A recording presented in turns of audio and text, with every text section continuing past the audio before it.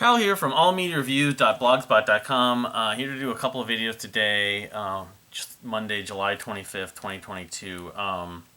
Couple of things that came up. I'm going to do the Fates Warning stuff, and this is related, of course. So, for one thing, I did get... the light will show. The light's terrible in here. Not great. I think it turns out better when you watch it. When you watch it, it doesn't look like... This is the Fates Warning book, Destination Onward, I've been talking about by Jeff Wagner. Some people got it and read it like in a day or two. Not going to be my case, unfortunately. I've been guilty because I can just count just off the top of my head. King's X and the Marillion books that I purchased, and even like one Rush book, never read, even though I've just paged through. I did read Jeff Wagner's book, Mean Deviation, though. I don't know if I read all of it, but I read most of it on progressive metal. And I love this band so enough. I'm going to get a lot out of it. So I just read the first 20-some pages last night, the intro, and then he's just talking about the bios of each member. But when I can actually give a full sort of accurate... review take. I mean, I'm sure I'm going to really like it. More of like a review and talking about what this book includes.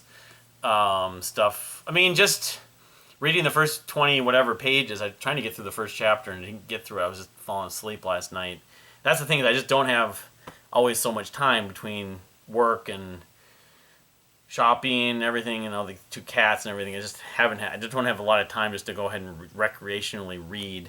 But it talked about how Jim Matheos' background, where he went to school and then basically dropped out to do music. It reminds me of a friend of mine named Creighton, who he didn't do the same. He went to an arts high school, but I didn't realize. I mean, Jim Matheos is very well read, his lyrics, everything like that, but I didn't know. There's just some other details that I'm, just kind of surprised by, or it's just interesting to understand their backgrounds, their listening habits, that kind of stuff, of course. So, but this is it's a really nice book. Look at all the color photos and stuff. Mike Portnoy's right in there. He helped. I mean, god damn it, the lights are just terrible. It's terrible in here, but yeah, I mean, it's like 300 some pages. There's lists at the very back of it and stuff. So, jeez. So anyway, starting the Fates Warning book. Starting the Fates Warning list. Rankings and album reviews, album videos, kind of fitting with this.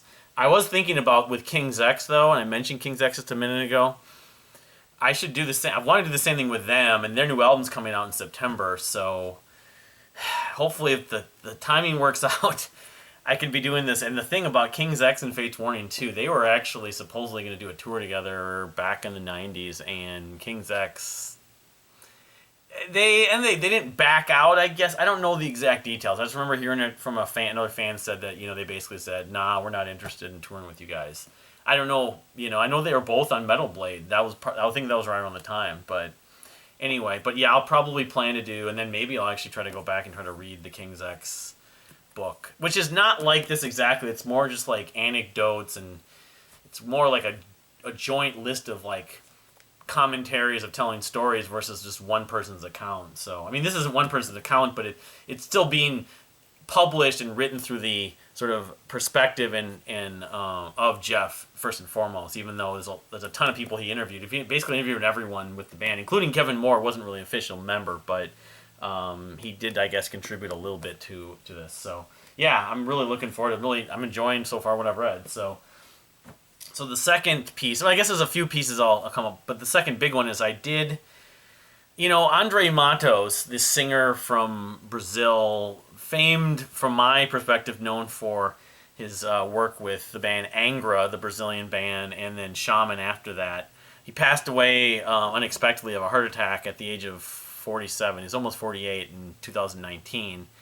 I mean, we were watching the Sheryl Crow documentary recently and some other documentaries. Like, I wonder if anyone's ever made a documentary about him. And there actually was one that came out last year.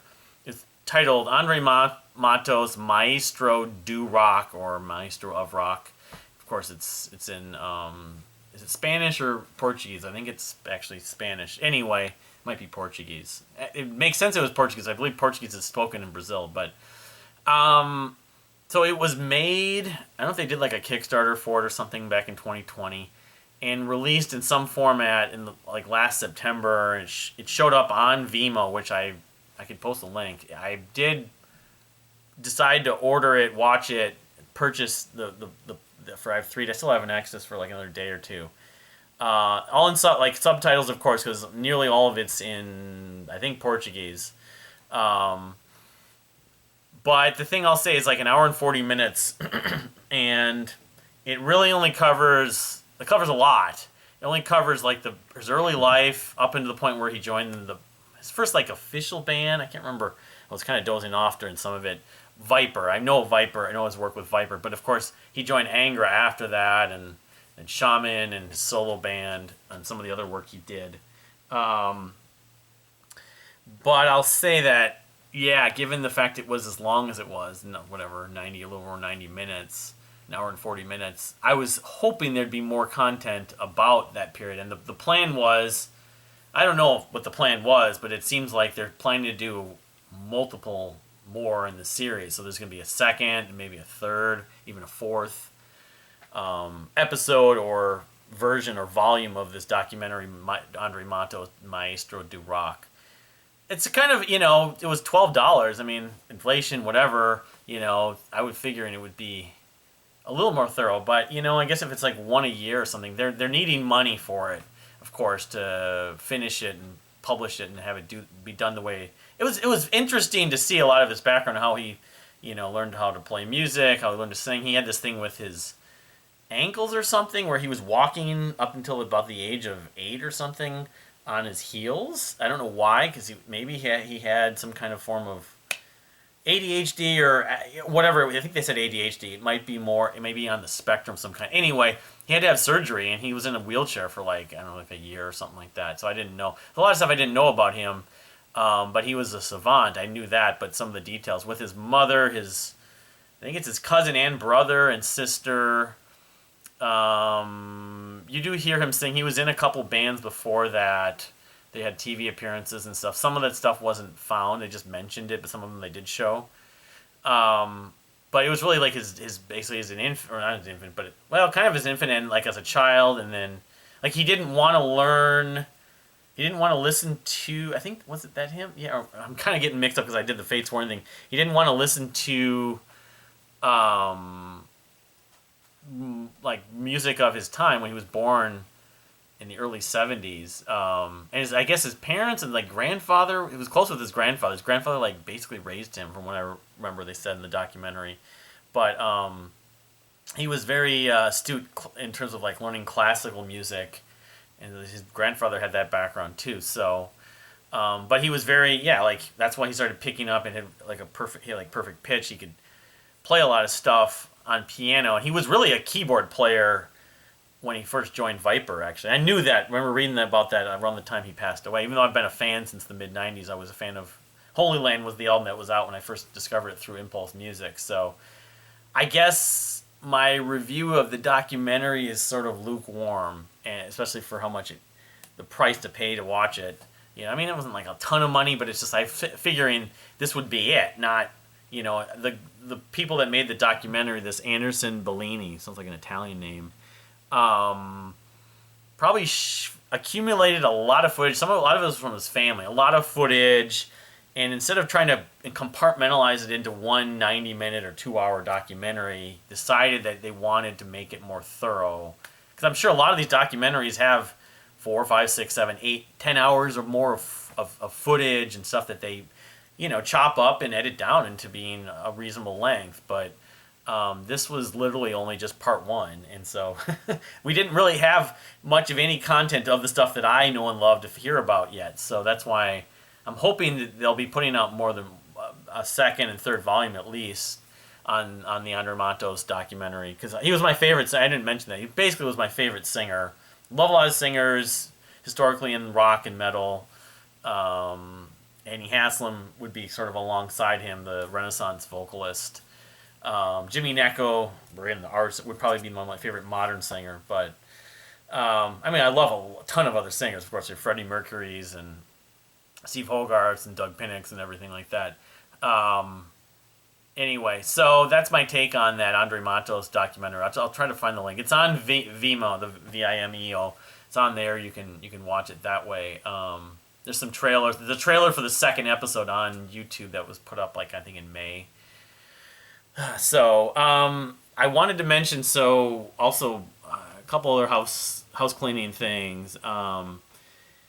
Major Parkinson's new album, they launched a Kickstarter for it. It was announced. Well, they announced they finished their new album like a couple weeks ago, but then they announced the title. It was like less than a week ago, and then they announced the release date of it. And I don't off the top of my head have it memorized, but the fall is starting to look pretty good. Where is it? October 7th. It's called Valesa Chapter 1 Velvet Prison. They have a Kickstarter campaign for it. They met their goal in 9 hours, but it's going to be up for like another 3+ weeks. Really liked their last album, Black Box. People liked that album even more than I did. I love Twilight Cinema's their best record to me at this point. But I'm definitely. I did the whole. I got the live album that came out at the library. I did the stream a couple years ago, and independent band from Norway, progressive rock of sorts, kind of avant-garde, theatrical. I'm definitely excited. So now in September we have both that and King's X is in September, and the Mars Volta on the 16th, and then that on October 7th. So those, I'm looking at sort of the earmarked records I'm most excited about. Probably be those three. There's some other stuff still coming out.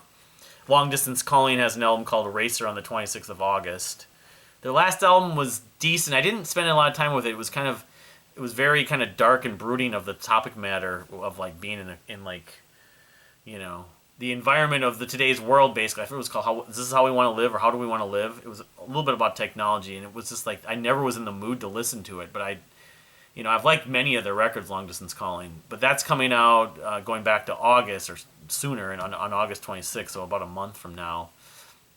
This coming week, we have finally I don't know if my Dredge vinyl is going to be coming in. Leitmotif 20th Anniversary vinyl is supposed to be coming out this week. But then Eric Johnson has The Book of Making and Yesterday Meets Today.